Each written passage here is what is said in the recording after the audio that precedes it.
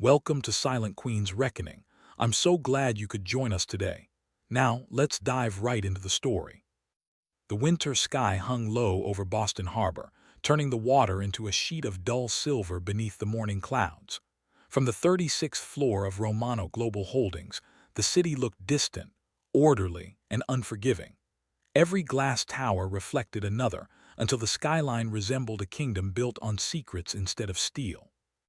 Eleanor Romano stood quietly beside the floor-to-ceiling windows, with a warm cup of coffee resting between her hands, though it had long since stopped warming her fingers. On the polished walnut desk behind her lay contracts worth hundreds of millions of dollars, alliance reports from Europe, compliance reviews for the family's shipping companies, and financial forecasts that would determine the future of businesses stretching across 3 continents. Most people believed those papers belonged to her husband. Very few knew they existed because of her. To the outside world, Alexander Romano was the legend. Newspapers called him the billionaire mafia boss who transformed an aging family organization into one of the most respected business empires in the world. Governments negotiated with him through lawyers. Banks competed for his accounts. Rival families feared his name because he preferred contracts over bullets and strategy over violence. People admired the expensive suits, the private jets, the charitable foundations, and the calm authority that followed him into every room. They never noticed the woman who quietly sat beside him during board meetings, correcting financial projections before anyone else noticed the errors or redesigning trust structures that protected the empire from legal attacks. Eleanor had never wanted applause. She had wanted stability. While Alexander accepted awards and shook hands with ministers and investors, she built the invisible machinery underneath his success. She negotiated shipping contracts that kept thousands employed. She redesigned compliance systems that satisfied international regulators. She established protected trusts that preserved the Romano family's lawful wealth. She secured banking relationships no one else could obtain. Every major expansion of the family's legitimate businesses carried her fingerprints, yet almost no one outside a handful of attorneys knew the truth. Even within the family, people smiled politely and called her the quiet queen who preferred paperwork to parties. Once Alexander had admired that about her. Once he had kissed her forehead before every meeting and told her she was the smartest woman he had ever known. That version of him seemed very far away now. The miscarriage had changed everything. Months earlier, they had painted a nursery overlooking the gardens of the ancestral Romano estate. Pale cream walls, a carved wooden crib, shelves waiting for children's books that never arrived. After the loss, Alexander buried himself inside endless business trips while Eleanor buried herself inside work because silence hurt less than empty rooms. They still shared the same mansion, the same dining table, even the same bed. Yet every night felt like 2 strangers honoring an agreement neither remembered signing. At exactly 8:17 that morning, her phone rang. She looked at the screen. Alexander. Not a text. A call. That alone felt unusual. She answered softly. Hello. His voice arrived warm and familiar, carrying the gentle confidence that had once made her believe no storm could ever reach them. Ellie. She closed her eyes for a moment. No one else called her that anymore. Are you all right? She asked. There was a pause before he answered. I've been thinking about you. She leaned against the window. Have you? More than you know. His voice sounded tired. Real. Or perhaps she simply wanted it to be. I know I've been distant, he continued quietly. I know I've handled everything badly since we lost the baby. Her heart tightened. He almost never spoke about their child.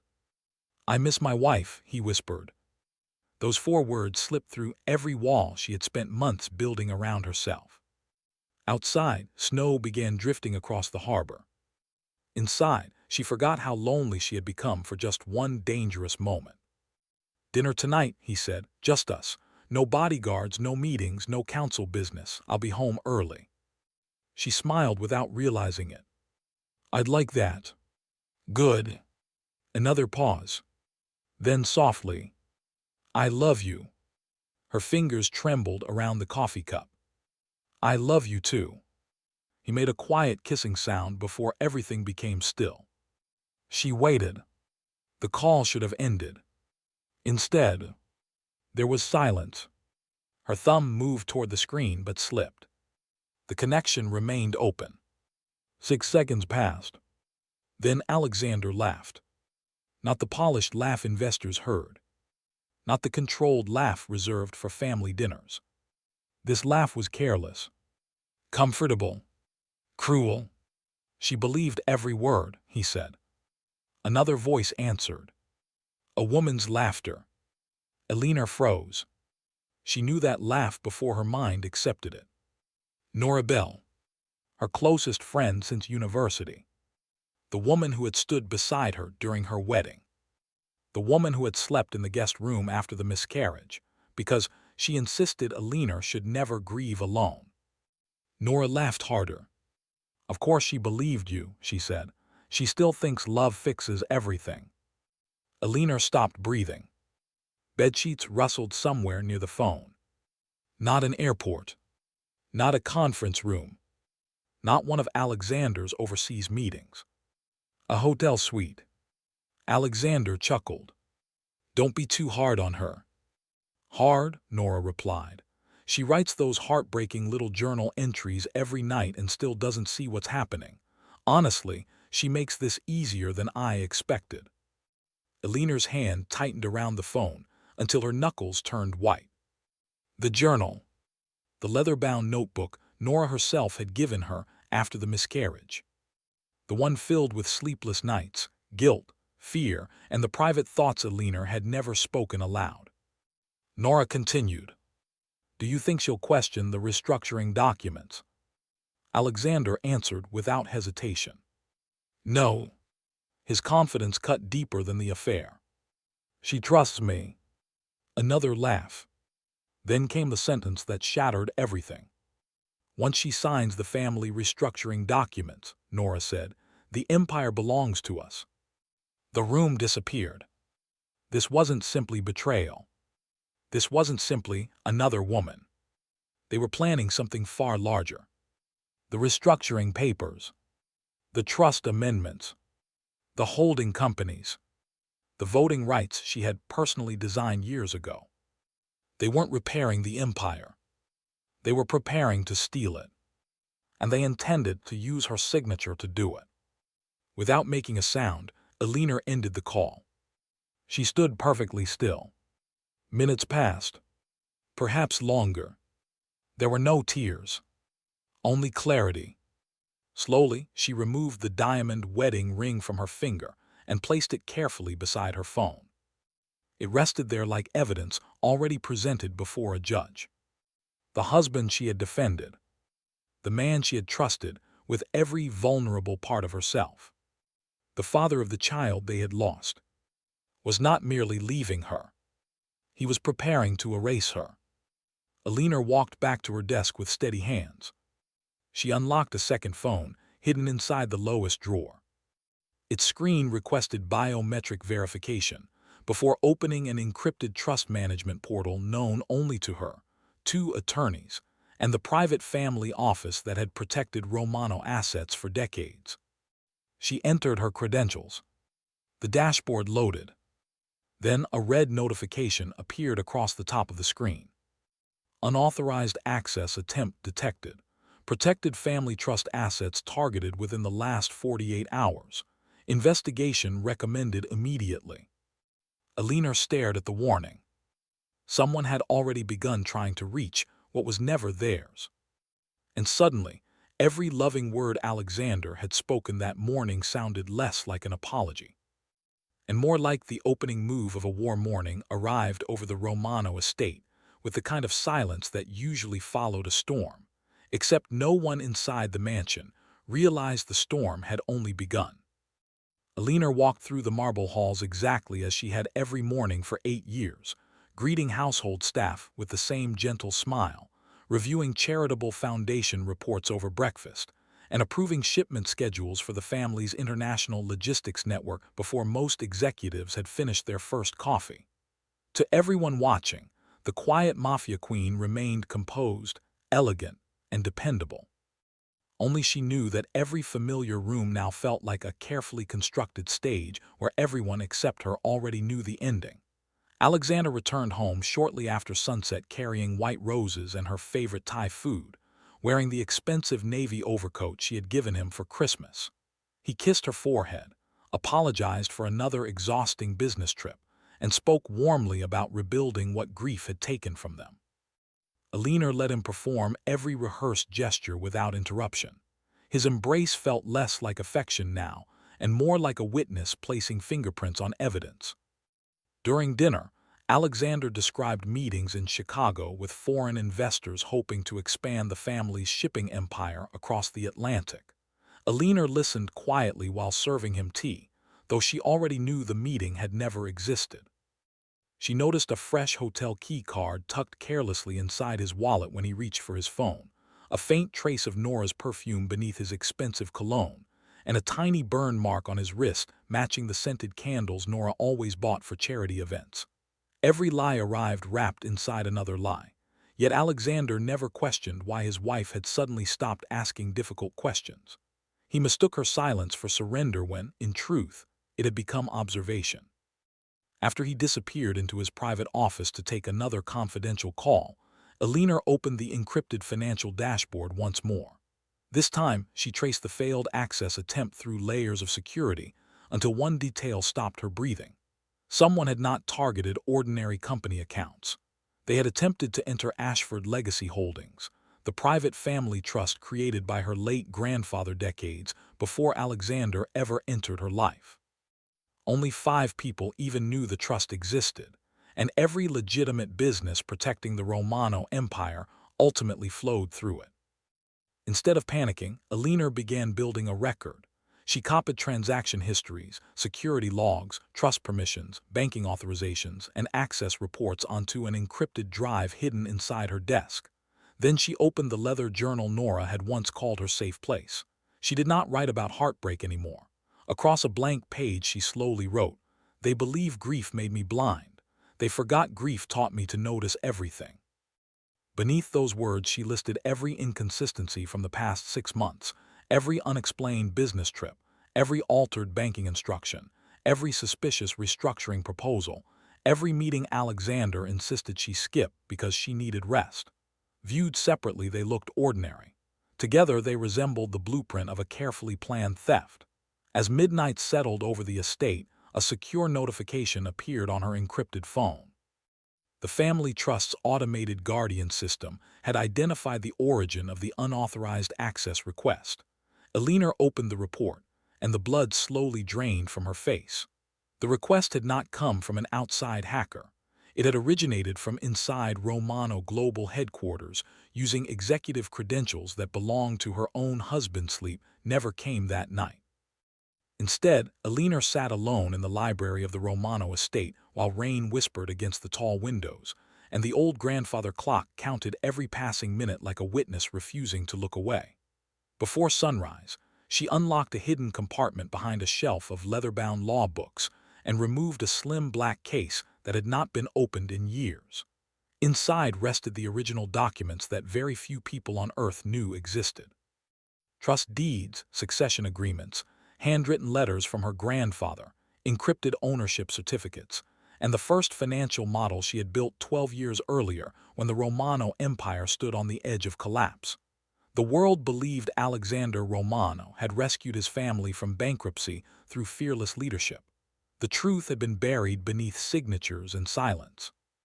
At 23, Eleanor had quietly persuaded 3 international banks to extend impossible lines of credit, reorganized failing shipping routes, negotiated lawful port agreements across Europe, and created the compliance framework that allowed the family's legitimate businesses to expand without attracting government intervention. Alexander became the celebrated face of the empire. She became the invisible architect who never corrected the story because she believed marriage meant sharing victory. That illusion shattered before breakfast. While Alexander exercised in the private gym, Eleanor entered the secure archive beneath Romano Global Headquarters using biometric clearance that even senior executives did not possess. Hidden behind ordinary accounting servers was the digital vault containing every historical revision made to the family's holding companies. She searched recent activity and immediately found a file labeled Family Restructuring Proposal.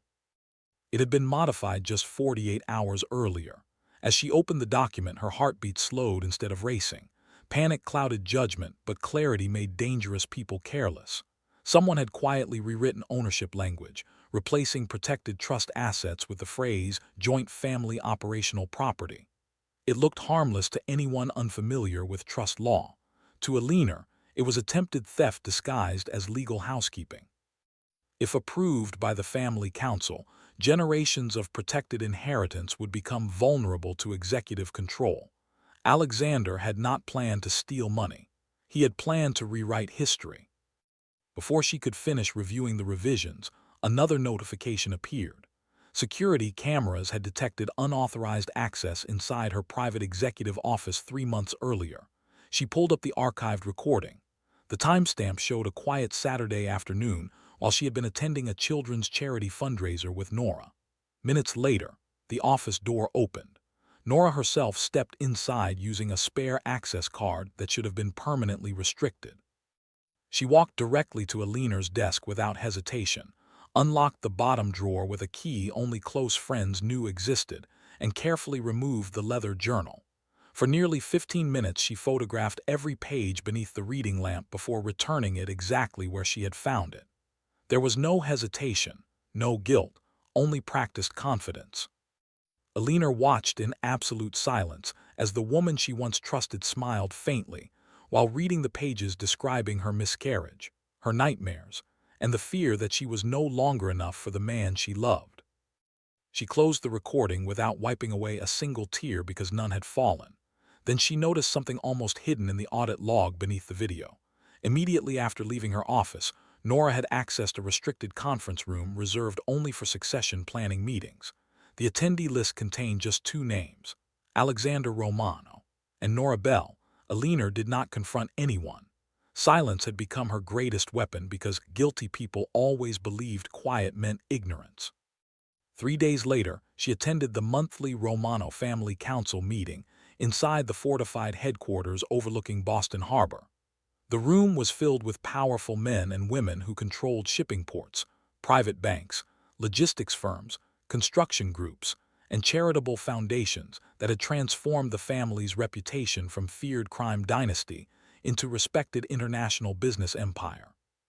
Alexander entered last, calm and confident, greeting everyone like the unquestioned king they believed him to be. When his eyes met Eleanor's, he smiled with effortless warmth and gently kissed her forehead. Every person around the table saw devotion. Only Eleanor knew his lips still carried the memory of another woman. The meeting opened with ordinary reports until the family attorney placed a thick leather folder before every voting member. Embossed across the front were the words Strategic Restructuring Initiative. Alexander stood smoothly and began presenting the proposal with polished confidence. He explained that modern financial markets demanded simpler ownership structures, centralized authority, and faster executive decisions. He spoke about protecting future generations, strengthening investor confidence, and reducing unnecessary legal barriers. Every sentence sounded responsible. Every chart appeared logical, but Eleanor recognized the trap hidden beneath elegant language. One signature would quietly dissolve the protected trust walls she had spent 12 years building. Once those barriers disappeared, Alexander could legally redirect voting rights, succession authority, and billions in legitimate assets into executive control without triggering immediate suspicion. Then Nora entered carrying coffee for the council members. Nobody questioned why the Charity Foundation director attended a confidential governance meeting.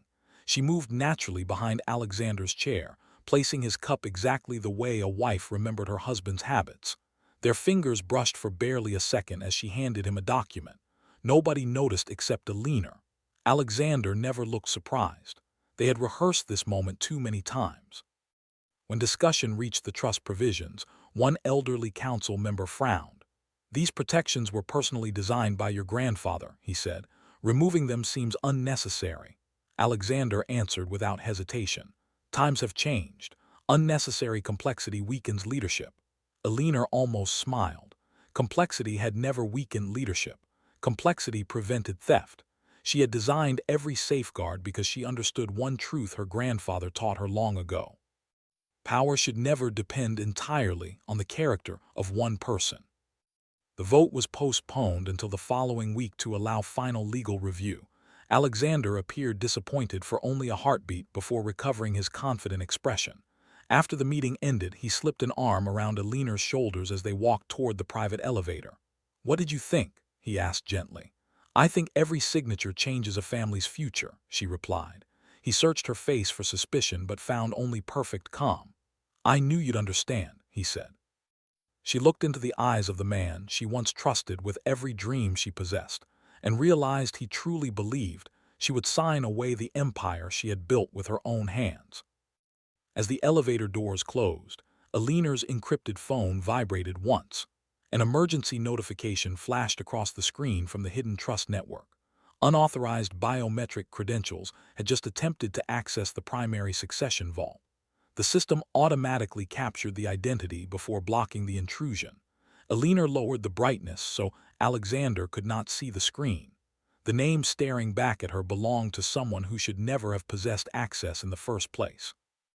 Nora Bell. Eleanor did not react when Nora's name appeared on the security alert. She simply locked the screen and slipped the phone back into her handbag, while Alexander continued speaking about dinner reservations as though nothing in the world had changed. Years earlier, her grandfather had warned her that the first person to attack protected assets would rarely be the true mastermind. They would use someone unexpected, someone trusted enough to avoid suspicion. Nora was not merely helping Alexander. She had been given access that only a future member of the Romano family could ever receive. That realization chilled Eleanor far more than the affair itself. Late that night, after Alexander fell asleep beside her with practiced peace on his face, Eleanor quietly left the bedroom carrying only her tablet and a small encrypted security key hidden inside an old jewelry box. She entered the library, locked the door, and activated the private governance system that existed outside every company network. Within seconds, dozens of confidential records appeared across the screen. The attempted intrusion had failed, but the system had secretly recorded every movement. Someone using Nora's biometric profile had tried opening the succession vault 3 separate times during the past month. Each attempt happened only minutes after Alexander's executive credentials accessed adjacent financial files. Separately, they meant nothing. Together, they formed a blueprint.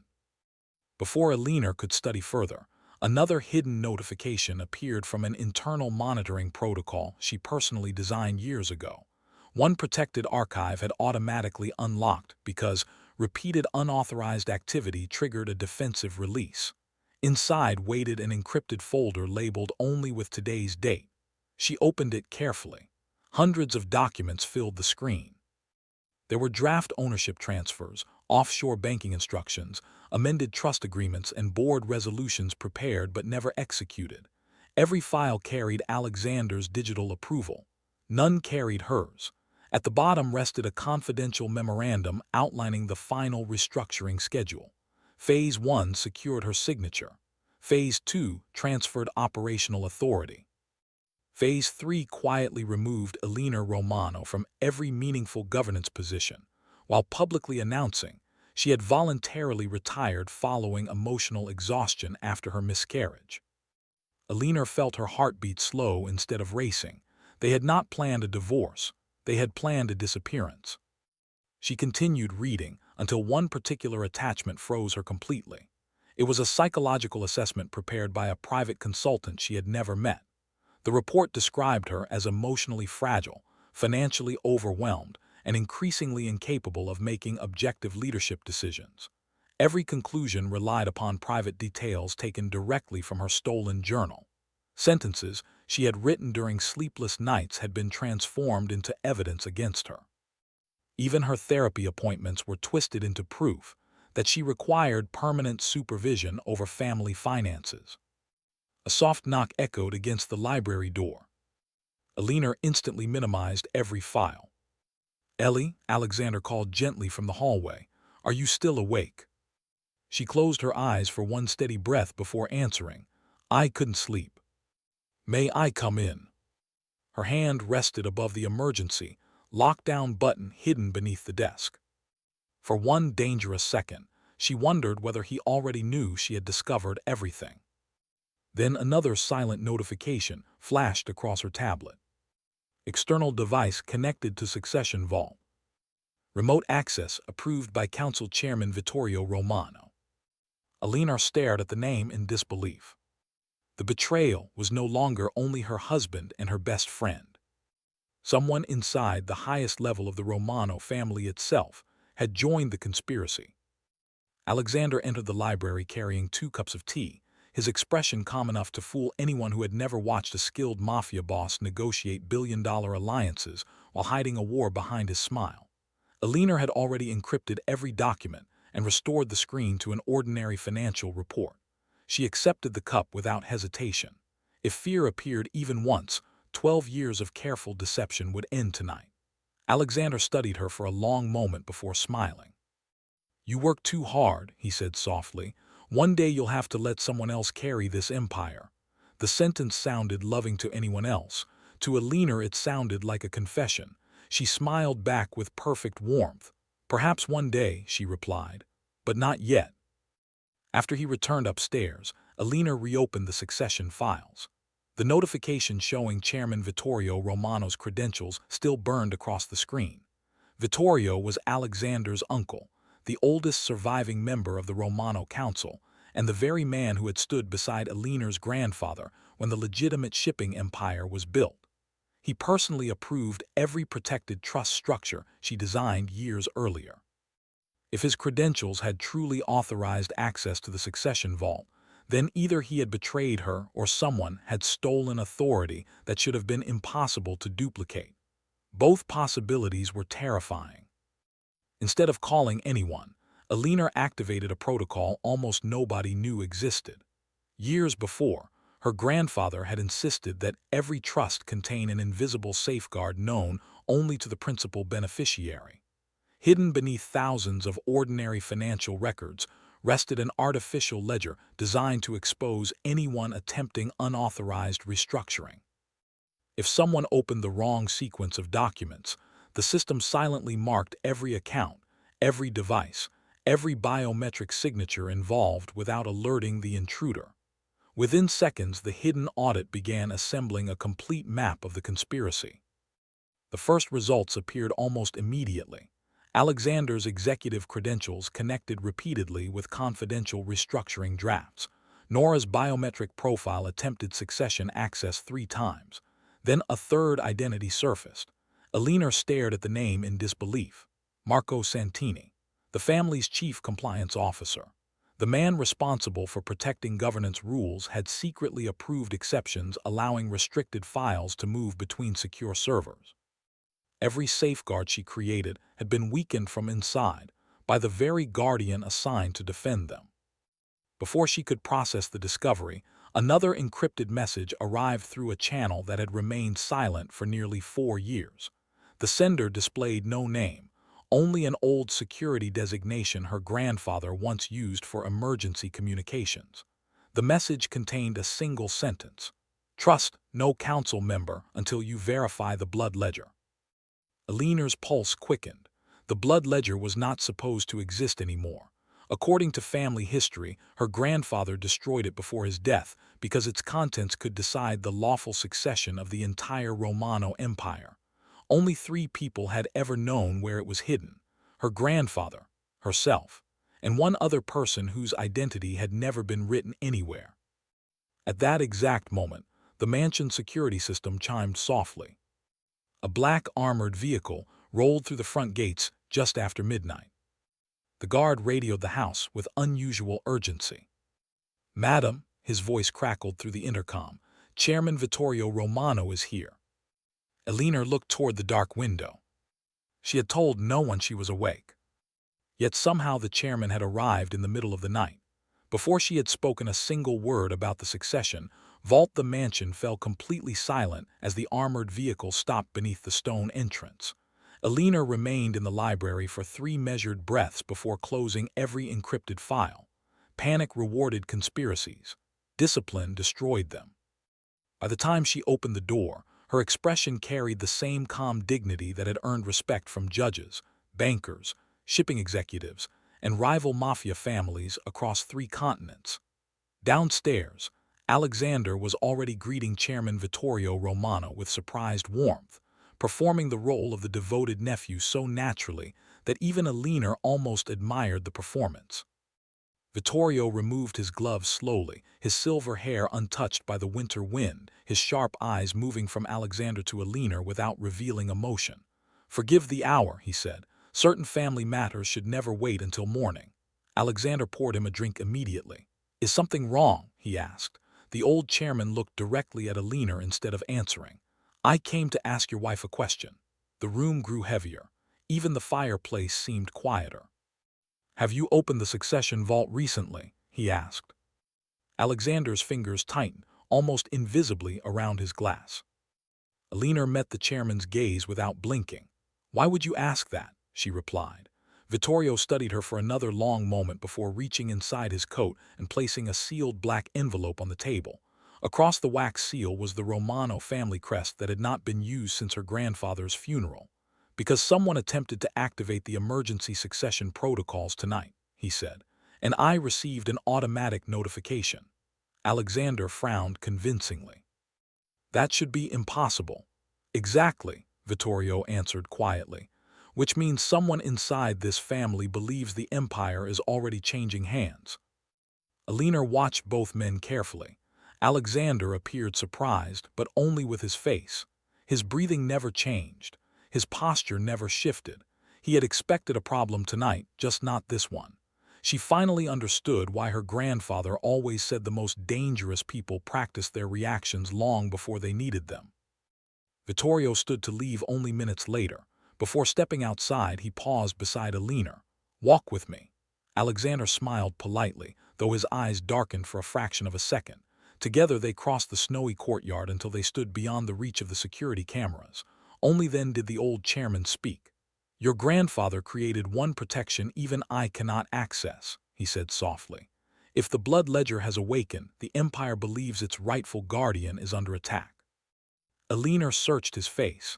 "Was it your authorization that appeared on the vault?" The old man's expression hardened.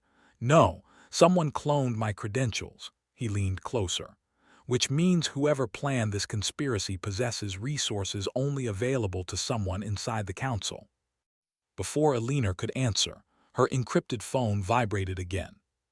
A live security alert flashed across the screen. "Unauthorized physical access detected. Location: Ashford Lane Private Archives." The hidden archive housed every original trust deed, succession record, and confidential agreement created by her grandfather decades earlier. Almost nobody even knew the building existed. Then another line appeared. "Security response offline. Internal override accepted. Authorization: Alexander Romano." Eleanor slowly lifted her eyes toward the mansion, where her husband stood watching from the library window. He had kept her distracted, while someone else was already breaking into the one place capable of proving who truly owned the Romano Empire. Eleanor did not waste a single second. While Alexander escorted Chairman Vittorio's vehicle through the front gates with practiced courtesy, she quietly entered the mansion's underground security garage and unlocked a dark armored sedan registered under a holding company nobody connected to the Romano family. Years earlier, her grandfather insisted every lawful empire required an invisible exit, a path that even trusted relatives would never know existed. Tonight that lesson became the difference between survival and surrender. She drove through the private tunnel beneath the estate without notifying security, because whoever had overridden the Ashford Lane archive already had someone inside the family's command system. Snow covered the streets as Boston slept beneath winter clouds. Eleanor's hands remained steady on the steering wheel while encrypted updates streamed across the dashboard. Every camera protecting the archive had gone offline one after another, not destroyed but deliberately blinded. Whoever entered understood the security architecture almost as well as she did. That realization narrowed the list of suspects even further. Alexander had charisma, ambition, and influence, but he never possessed the technical knowledge to dismantle the safeguards she personally designed. Someone far more dangerous was guiding him. 20 minutes later, the old brick warehouse appeared beside the frozen harbor, outwardly abandoned, inwardly containing the original legal foundation of the Romano family's legitimate empire. There were no family crests, no luxury cars, no armed guards standing outside. Her grandfather believed the safest vault was the one nobody considered important. Eleanor parked 2 buildings away and approached through the narrow service alley. The reinforced entrance stood slightly open. She had locked it herself 6 months earlier. Nobody except 2 living people should have known how to enter without triggering alarms. Inside, silence pressed against the walls. Rows of climate-controlled vaults stretched into darkness. Filing cabinets holding decades of trusts, shipping agreements, banking covenants, succession records, and international ownership structures stood untouched. Too untouched. Experienced thieves never searched randomly. They walked directly toward the truth. Then she heard voices. Alexander spoke first. "Find the blood ledger before she notices it is missing." Nora answered with surprising confidence. "She already suspects something. Once we have the original succession documents, the council will believe the restructuring was always grandfather Romano's intention." Eleanor remained hidden behind the steel shelving, every illusion finally gone. They were not improvising. They had rehearsed every lie, every forged signature, every emotional manipulation for months, perhaps years. Another unfamiliar voice interrupted them. "Stop worrying about Eleanor. Tomorrow the psychiatric evaluation becomes official. After that, the board will consider her incapable of managing protected assets." Eleanor's pulse slowed. She recognized the voice. Marco Santini, the family's chief compliance officer. The man legally responsible for protecting every governance rule now stood beside her husband, preparing to erase her authority forever. Before she could move, a quiet mechanical click echoed beneath her feet. Someone had activated the archive's final defensive protocol. Hidden steel doors slammed shut throughout the building. Red emergency lights flooded every corridor. A calm computerized voice filled the vault. Identity verification failed. Blood ledger protection initiated. Archive locked. Law enforcement notification delayed for 30 minutes. Everyone inside froze, including Alexander, because none of them knew one terrifying truth. The archive no longer recognized him as a lawful heir of the Romano Empire. Red emergency lights pulsed across the underground archive as thick steel doors sealed every exit with a deafening crash. Alexander spun toward the control panel, striking commands into the security console, but every authorization returned the same response: access denied. For the first time since Eleanor had known him, genuine uncertainty crossed the face of the man every Mafia family believed impossible to intimidate. Marco Santini stepped forward, trying his own encrypted credentials. Denied. Nora's confidence vanished completely as she looked around the silent vault. "You said this place answered only to family," she whispered.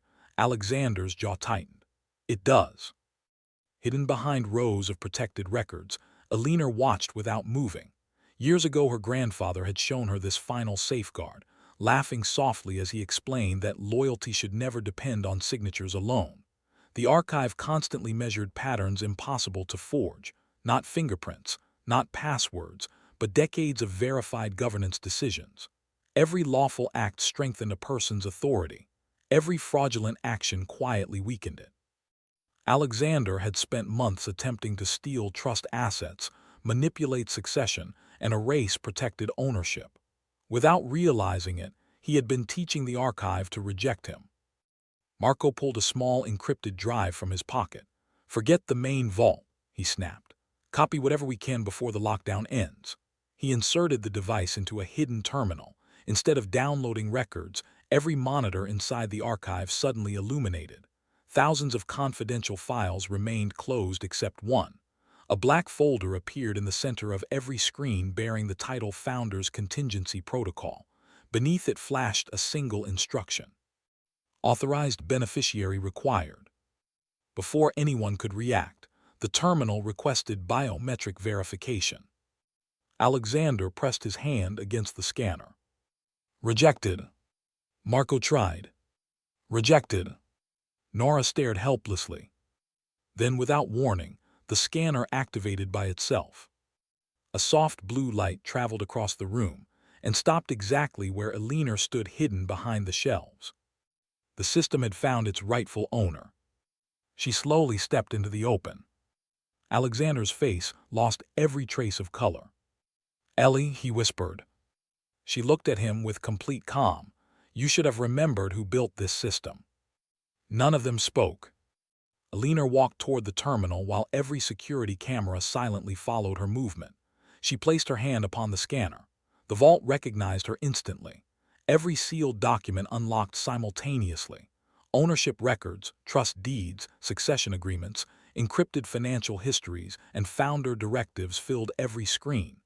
At the center appeared her grandfather's recorded message, preserved for the day the family protections were ever challenged. His familiar voice echoed through the archive. "If you are hearing this, someone has mistaken marriage for ownership and loyalty for weakness. Remember this, Eleanor. The Romano Empire was never inherited by the loudest voice. It belongs to the one who protects it." Alexander closed his eyes. He finally understood. Every document he had spent months trying to steal already proved the opposite of everything he planned to claim. Then the final page opened automatically. It was a sealed succession decree signed years before the grandfather's death. Chairwoman and permanent controlling trustee, Eleanor Romano. Alexander was listed only as operational chief executive, serving entirely at the discretion of the lawful trustee. Before anyone recovered from the shock, another notification appeared across every monitor. Live transmission initiated. Destination: the entire Romano family council. Every word spoken inside the archive for the past 27 minutes had just been sent to every voting member of the Empire. The Romano Family Council assembled before sunrise inside the historic council chamber overlooking Boston Harbor. Every voting member had already watched the archive transmission. Nobody spoke as Eleanor entered wearing a simple black suit, her wedding ring absent, her posture calm. Alexander followed moments later beside his attorney, while Nora and Marco sat silently at the opposite end of the room. For the first time in years, Alexander was not the most powerful person in the room. The truth was. Chairman Vittorio Romano stood slowly. "Last night," he said, "we witnessed evidence of unauthorized attempts to alter protected succession records, misuse trust property, and manipulate family governance." He looked toward Eleanor. "Before this council proceeds, is there anything you wish to say?" Eleanor rose without notes. "I am not here because my husband betrayed me," she said quietly. "I am here because lawful authority was treated like personal property. I built safeguards so this empire would survive any one person's ambition, including my own. Those safeguards worked exactly as they were designed." The chamber remained silent. Genevieve Shaw presented the verified trust records, security logs, financial documents, and archive authentication. Independent forensic experts confirmed every file had remained unaltered since Eleanor's grandfather created them. The evidence showed that Eleanor had always been the permanent controlling trustee, while operational authority depended upon her continuing approval. Alexander's restructuring plan could never have transferred ownership because the trust itself rejected unauthorized changes. Every document had preserved the family's legitimate businesses exactly as intended. Alexander finally stood. His confidence had disappeared. "I convinced myself I was protecting the empire," he admitted. "Somewhere along the way, I started believing the empire belonged to me." No one interrupted. After a long pause, he looked toward Eleanor. "I betrayed your trust before I betrayed our marriage. For that, I have no excuse." Eleanor met his eyes with quiet composure. "The hardest thing you tried to take was not my wealth," she replied. "It was my voice. You wanted people to believe I could no longer recognize the truth. I never lost that ability." The council voted unanimously. Alexander was permanently removed from executive leadership.